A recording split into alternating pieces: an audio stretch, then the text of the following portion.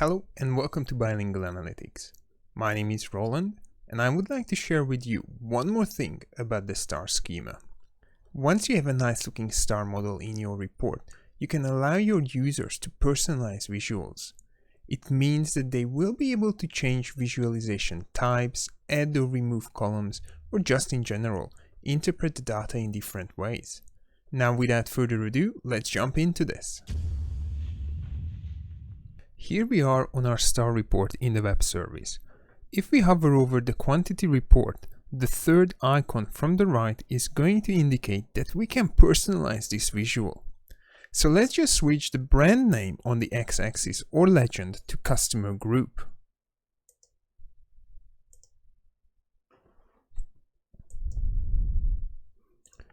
All other visuals, slicers are going to remain the same, and they will interact as usual with our newly created visual. And if we want to revert back to the default setup, we can just click on the reset button and it will reset changes.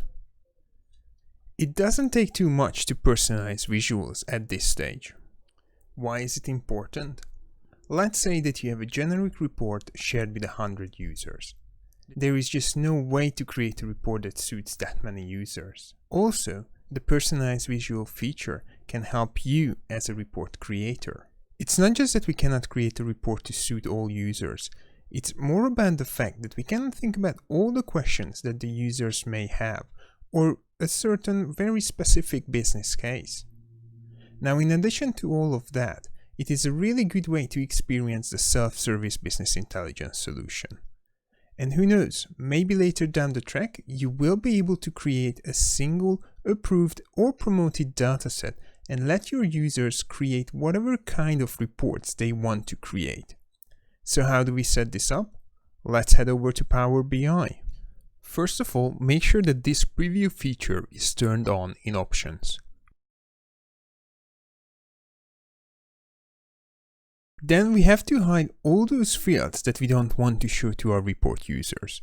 Things like IDs or keys that we use to create relationships. Our report users are probably not that curious about these fields. For the sake of this video, let's just hide both date and key Excel tables. So we right click on it and hide. Next we have to decide which visuals users will be able to personalize. It's important to remember that users should not be able to personalize KPIs or slicers. There are very few exemptions from this. I'm only going to let my report users to personalize the invoiced quantity visual, this one. We click on the visual, head over to the format pane, and type into the search Personalize.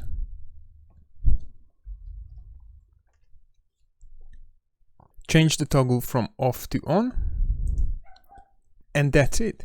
With this cool feature, you can enhance user experience. Another personal note, do not let your users from day one to personalize visuals. Let them understand what's available and why you created the report in a certain way. Once you see they are using the report, getting familiar with it, then turn on this feature. If you overload them on day one with personalization options, believe me, they are going to try to recreate whatever Excel reports they used to receive. And obviously, that's against our purpose in Power BI. Thanks for watching, and I hope you will be able to use this little extra tip about the star schema in Power BI. If you like the video, make sure to hit the like button, subscribe to the channel so you never miss a new episode. Stay tuned and see ya!